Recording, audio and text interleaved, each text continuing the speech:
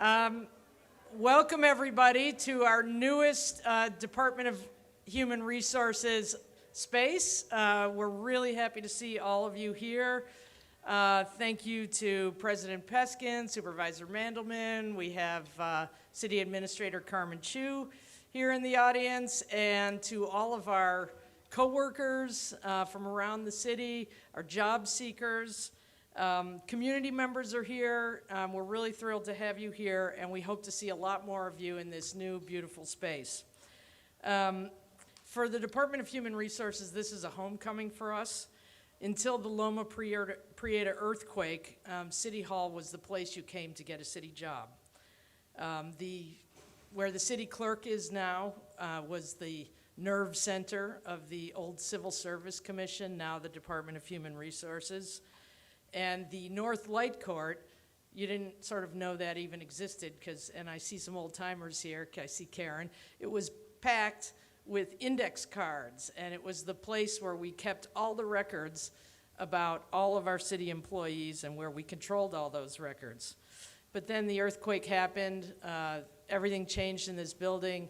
It's been opened up into the beautiful civic building that it is today. And Department of Human Resources and all of our hiring and career support work that we're going to be doing here is back, and we're just thrilled to be back here. We are coming back, but we're not bringing all of our note cards, and we're not filling up the spaces. You can see it's very open, very modern. We've had a lot of investment in our systems. We're coming back with a lot more flexibility. And I think a greater commitment to all of our job seekers and to open up the opportunities for city employment. We have launched a new and more accessible and responsive applicant software tracking system. I'm sure many of the people in this room are familiar with it. This is all due to the investment that Mayor Breed has supported us in making, and the support that we have gotten from the Board of Supervisors over the last few years.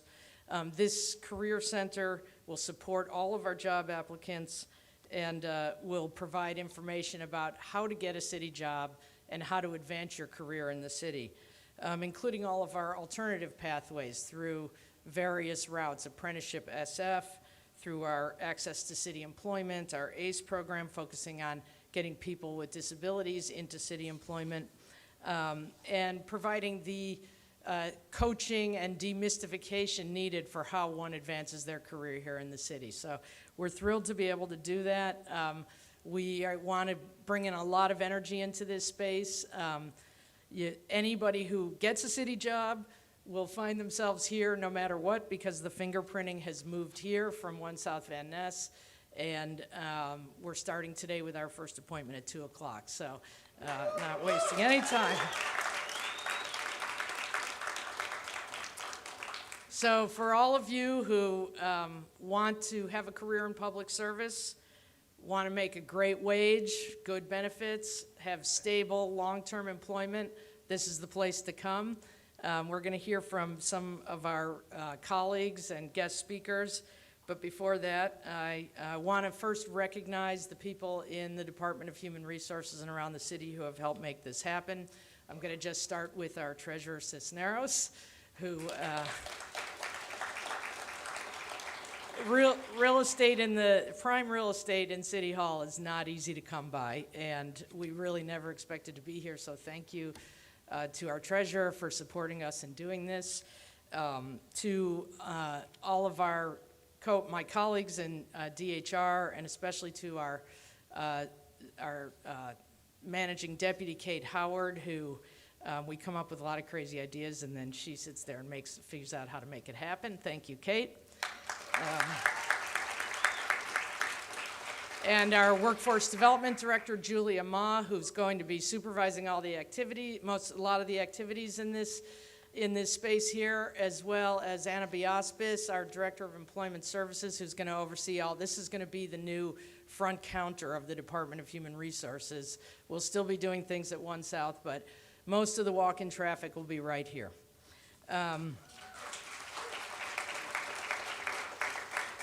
I want to introduce our the Career Center manager. Nara, are you here floating around somewhere? There she is. Nara Babakanyan. And to the building management, of course. I think I saw Rob here earlier. Helped us build this out. You know, it looks really beautiful. To the Civil Service Commission, our Executive Director, Sandra Ng, I believe, is here. They have the duty and the charter of rulemaking that guides our work every day, and I think that commission is just keenly aware of its role today to help us break down the barriers and making city employment more accessible. So with that, my first opportunity to work with Mayor Breed was when the Housing Authority, due to circumstances outside of their control, most of the employees were going to be laid off. And Mayor Breed directed us at the Department of Human Resources to figure out what to do about that. You know, being laid off and losing a job is sort of one of the worst things that can happen to anybody. And I think anybody in this room who's experienced knows that. So we did that. We put a lot of energy into it, a lot of creativity. Everybody who wanted to work for the city had the opportunity to compete, and all of them, I'm pleased to say, were successful. We provided career counseling, we helped with placement services, we worked with outside employers, and that was a great success. That is the same energy we want to bring to what we're going to do going forward. So Mayor Breed has been our great supporter, and so we're really looking forward to having her cut our ribbon today, and I'm going to welcome her up to the podium now. Thank you, Carol. And I must say, I've never seen this many people smiling in DHR before. And we know how hard it is to do the work that you do every day. And I know that when there are various community fairs and other events throughout San Francisco, we see so many of you out there trying to recruit and get people excited about this, working for the city and county of San Francisco, which back in the day, as some of us know, it was so hard to get a city job. In fact, so many of us have, tried and tried again, and still the complication, the time it takes, the frustration, the bureaucracy, and everything that you can name, all the layers of challenges that make it difficult to get city employment are directly attributed to Supervisor Aaron Peskin. So you have him to thank for process. But I am about getting rid of process and making it easier, because people who have a good paying job with good benefits and good retirement, it changes people's lives. And one of the things that has always been important to me, especially when we helped and worked with the Housing Authority employees, is we put a ballot measure on the ballot, and the voters supported it because we wanted to protect their pensions too and allow their years of service with the Housing Authority to be transferred over to their years of service with the city and county of San Francisco, because we know how difficult it is to work all your life and all of a sudden you wonder where your money went and you don't necessarily have a nest egg to take care of you. Knowing what it's like to be poor, knowing what it's like to live paycheck to paycheck and be worried about what that could entail is why this job center is so important to me. I know that when I served as the executive director of the African American Art and Culture Complex, we were an art center, but we became a job center. We had to work with kids on their GEDs, go through a city process, and this is before all this technology with computers. And it was hard, filling out the paperwork, using the kind of technology to type in stuff on a typewriter, and who remembers what a typewriter is? Not too many people. And not too many people knew that we had to use typewriters to input information into applications. And now we have all the technological advances, yet we have too many barriers. It takes too long, it's too confusing, and all people want to do is get to work. Can you imagine going through a 6 to 1 year process to try and get a city job, and by that time, you have a job offer from someone else, or you're on unemployment, you're struggling, you could lose your house. I mean, all of the different layers of challenges that exist that make it so difficult for people to become gainfully employed with the city. So this center is really about moving towards a better future and doing something that probably should have been done a long time ago. And I want to appreciate the staff of DHR under Carol Isen's leadership, because you all do the work day in and day out, not just for the existing city employees and providing guidance and support to other departments about what to do right and what to do wrong, but more importantly, how you help people through the system in order to complete the paperwork, fingerprinting, and all the things they have to go to. And finally, the inspiration that you give them to say, hang in there, it's coming. Don't worry, we're gonna work with you. We're gonna get, that's what this center represents, a chance to do mock interviews so that people can say the right things during an interview and polish up on their skills, making sure that they don't miss a beat in the application process. And the thing I'm most proud of is how we have programs that help people before they even enter the city and county of San Francisco. Our apprenticeship program for laborers and gardeners has been extraordinary. Vince Courtney Jr., our work with City Drive and City Build, City EMT, and all of these things that help to set the stage to get people ready so that when they go into these employment opportunities, they're ready to hit the ground on day one. That is the work that we are doing, and with almost 4,000 vacant positions, we have an extraordinary opportunity to make sure that we are hiring more people, and we're doing so faster. Teresa Rutherford from SEIU 1021. We want to make sure that people have the support that they need to be as effective as they can in delivering services for the city and county of San Francisco. And we want to make sure that we're continuing to put our best foot forward, that we are delivering on the basics and the promises. And when you talk about opportunities for advancement and to grow in those various sectors, for those of you who are only showing up to work 3 days a week, you may want to think about showing up 5 days a week. Because let me tell you, especially the new generation and this work-life balance thing that you guys are talking about, the way that you move up in a career, the way that you learn and you grow comes from hands-on experience and relationship building and developing relationships so that someone is calling and saying, hey, Carmen Chu, I think I got a job for you that's gonna take you to the next level. How about being city administrator for the city and county of San Francisco? That is what we need to get to, because you know what? We need to make sure that we are preparing the next generation of city leaders, that people who serve the public, you all as public servants, we want you to do well in your jobs, but we also want you to be successful in your careers. And that takes work, that takes growth, that takes development, and this center is gonna be that and so much more to ensure the success of our city as we move forward. I want to just lastly say, because I know we got a couple of other speakers here, but I got to say, during APEC, so many of you went outside the scope of your responsibilities and volunteered and helped to help the city put its best foot forward on the world stage. And what I saw, whether it was DPT, 911 dispatchers, gardeners, laborers, the folks out there cleaning the streets, the people out there volunteering, I saw the very best of San Francisco, and I was so proud of everything that so many of you did to make sure that people know who we are as a city. We are not going to continue to let others define us. We know who we are, and we're the very best, and it has everything to do with our workforce and the work that you do every single day to put your best foot forward and make the city shine. So I'm excited about this center and the future of San Francisco. It is bright, and we are grateful, and we are fired up and ready to go and get people hired. Thank you so much. Beautiful. Thank you, Mayor Breed. Okay, next I'd like to call up the president of the Service Employees International Union, Local 10-1, Teresa Rutherford. It's no secret we're in some tense negotiations right now with our labor partners, but none of that stops us from continuing the work that we do together every day. They think we don't talk to each other, but Teresa and I talk to each other all the time.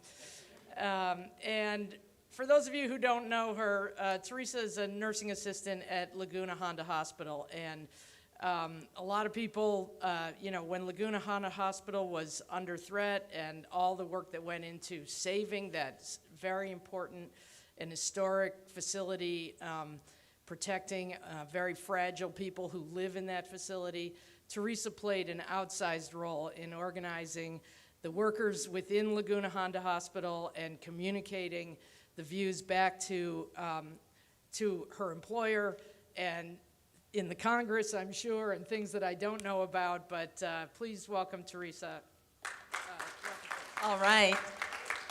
Good morning, all. And it's a pleasure to be here under these circumstances. Yes, we're fighting. It's called contract negotiations, and that's a necessary thing and a positive thing. It's about uplifting, upholding workers. I had a whole bunch of stuff written here, but I'm just going to speak from the heart. And I know I only have maybe 2-3 minutes, so I'm going to make it very quick.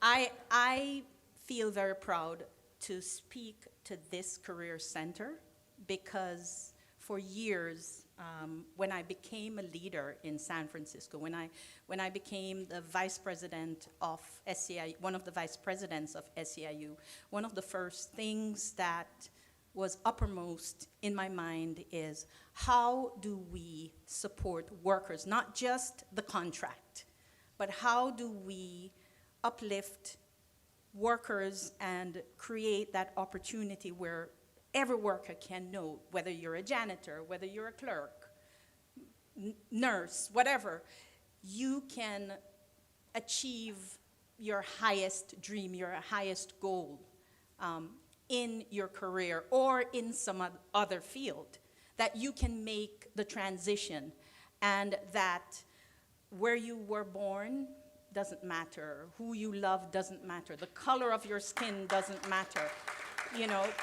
Those things are not things that we control, and those things should not be used against us. And so when I started, getting seriously involved in leadership, I kept wondering, and I actually reached out to the city. I worked with Luena, I worked with a whole bunch of leaders in this room in trying to start thinking through how do we create this pathway and this uplifting resource and opportunity that tells every worker they can be what they want to be. And if you want to remain a janitor, that's fine too. No shame. You're earning a decent living. So I'm from Jamaica, and one of the things that was the most painful thing for me was to watch my mom work in a factory. I'm an only child, and and my mom is a single mother. My mom worked in a factory for 20 years, and one day, she used to take 2 buses to work. And one day, there is 150 people who worked in this factory. They made wine, vinegar, all kinds of stuff like that. It was one of the key manufacturing locations in Jamaica. But let me get to it. So my mom and 150 workers, including herself, 150 workers show up to the factory. They've all been working there between 10, 20 years. My mom was one of those. And the factory was closed. They just said, we sold the business. After 20 years, never late for work, never call in sick. My mom had no pension, no health care, nothing. She had to start from scratch. She washed people's clothes, she took care of babies, she sold. She did anything she could to hustle to make a living. In spite of that, she bought her house. I went to one of the best high schools, had a great job in Jamaica, chose to come to America, not because of economic reasons. I'm one of the few immigrants who get to do that. Chose to come to America because I wanted to, because I saw it as an opportunity for my kids to have greater chance of college, all of that. Came here, got a job, worked for the insurance industry, got a job with the city, took the first job I could get, suddenly became a nurse, trained, did all of that, got a CNA license, worked at one of the most stellar institutions in the city and in the country, Laguna Honda is, and, you know, at the same time, went to San Francisco State, finished my first degree, you know, and then, because I had to figure out still working and earning a living, I did University of Phoenix and did a master's. The point is, this is the pathway that many of us have to take because, and at the time, I had to do that. I fell asleep half of the time doing homework, fell asleep driving because I had to move to Sacramento because I couldn't afford to live in the city anymore. The story I am telling you is the story of the average worker, the story of us, okay?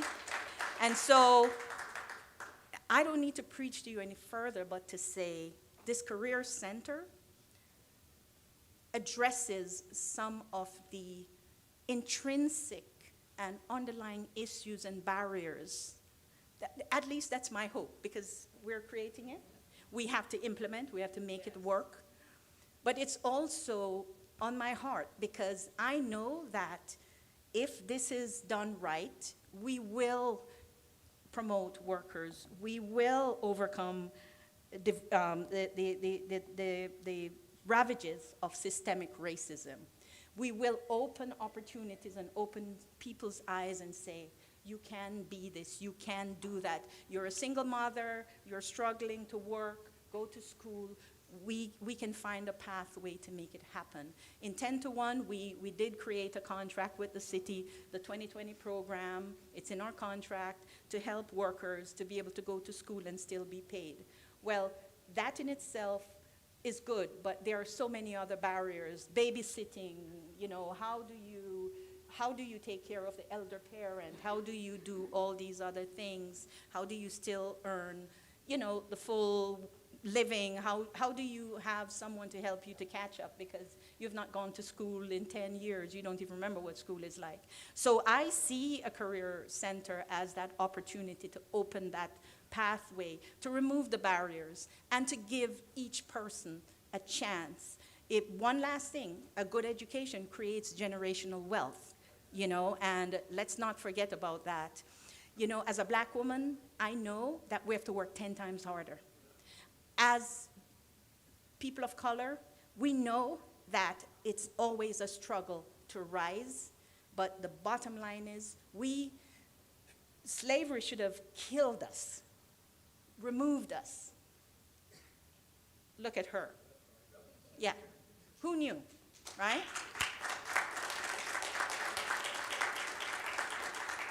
Look at me. I am running one of the biggest unions in the country. You know, those are because we continue to fight, we're resilient, and we believe in ourselves. Let's give all workers that same chance, that same opportunity. Thank you.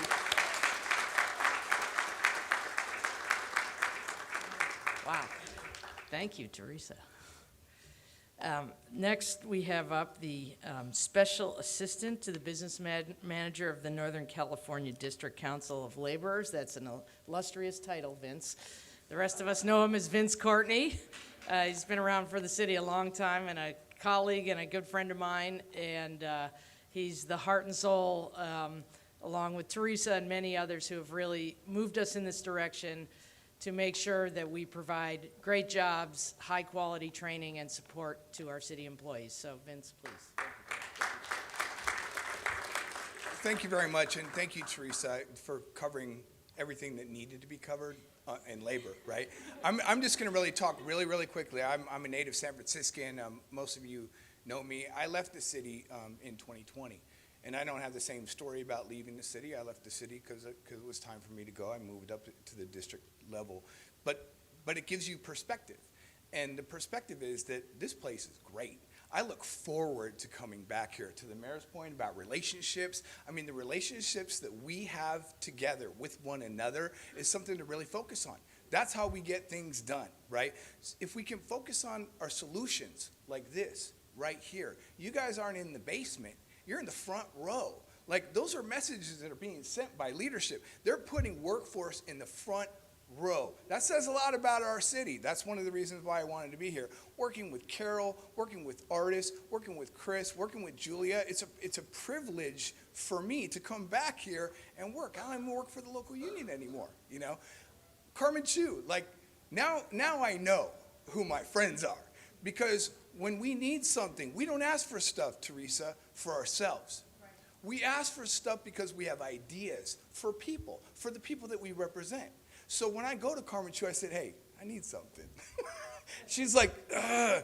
But she trusts me enough. She knows that we're trying to do the right thing, and we end up getting it done. Carmen, you've helped us out a lot with our apprenticeship program, making it citywide, making it recognized by the whole country. I'm not sure, I talked to Jose Cisneros earlier, but putting all staff up here, right front and center at City Hall is a beautiful thing for labor. Congratulations. And focusing on what's positive here, instead of focusing on what's negative, focusing on our solutions and how we can all pull in the same direction is where organized labor should be, where the laborers are, where I'm committed to be, and where I hope all of us will be committed to be, so that we can just make a better experience for the people that come behind us. Thank you so much, Carol. It's an honor for me to speak today. Okay, a couple more speakers. Next up, our newest Civil Service Commissioner, a longtime colleague of mine. We used to be union representatives together at IFPT Local 21, and I first met Vitus when he was an intern at Chinese for Affirmative Action, and now here he is on the Civil Service Commission. He's been a city employee, works at the zoo now, and we're reconnected. I'm so pleased to welcome him up here. Thank you, everybody. First of all, I just wanted to thank the mayor for the foresight as well as the investment of this career center, and then for Carol being such a great friend and tolerated me for over 20 plus years. You finally made debate time, Carol. Woo, that's awesome. I just want to let you know I am the newest, as Carol said, I am the newest member of the Civil Service Commission. As you know, the city is very diverse. We have people from all walks of life, different races, different ethnicities, different generations. It's so nice to have a career center. As my previous speakers mentioned, this really evens the playing field for everybody, whether you're from the Bayview, whether you're from Chinatown, or whether you're from the west side of the city.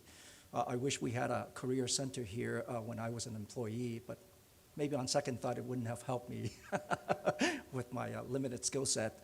But in any event, I want to say, as a commissioner, you have my commitment, Mayor Carroll, to work with you and to continue to streamline the Civil Service Commission rules, policy, and procedures. And I will work with fellow commissioners on those issues as well to make sure we have speed up the hiring process while at the same time maintaining the integrity of the merit system.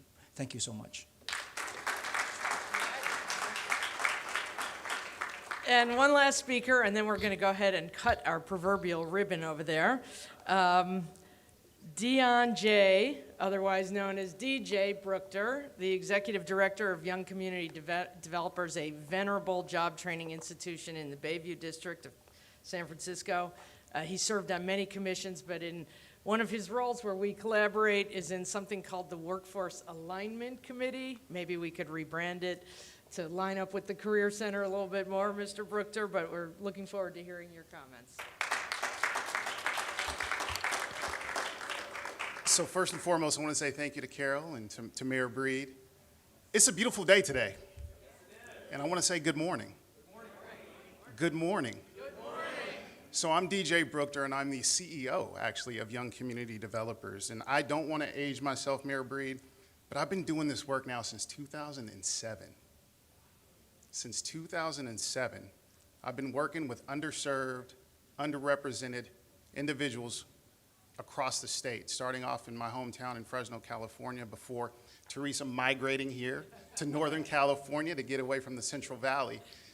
And interesting enough, since I've been in San Francisco, how many folks know about the General Obligation Bond Oversight Committee? That's where it all started, from GOBOC to being on the San Francisco Police Commission to being now on the Sheriff's Oversight Board. I've done nothing but serve here in the city and county of San Francisco. But those accolades, you don't have to clap for that. Because for me, that only means that I've been able to help show the way for individuals that are coming behind us. And so being able to be the CEO of Young Community Developers is an organization that started back in 1973. And that organization was founded because individuals were coming from the rural South to San Francisco looking for job opportunities, and they were turned away. Members of the community in the southeast sector of San Francisco said, hey, we deserve these jobs. We deserve apprenticeships. We deserve to be in the unions. And we designed and created programs for individuals in the southeast sector to get those viable jobs here in San Francisco. So now we fast forward as an organization providing educational services as well as housing services and looking at the intersection of how jobs are at the center of it all. And one of the things that I absolutely loved, and it was unresounding to make sure that I spoke today, was now we're no longer talking about jobs when we talk about a career center. Because careers are what our folks need, and we need individuals who live here in the city and county of San Francisco to be in these jobs because they understand our city. This is a great city. It's going to continue to be a great city, and I'm just proud to serve, be a part of, to continue to the Workforce Alignment Committee that Carol was talking about. Just look forward to working alongside my colleagues to make this city a better place for all of us. Thank you.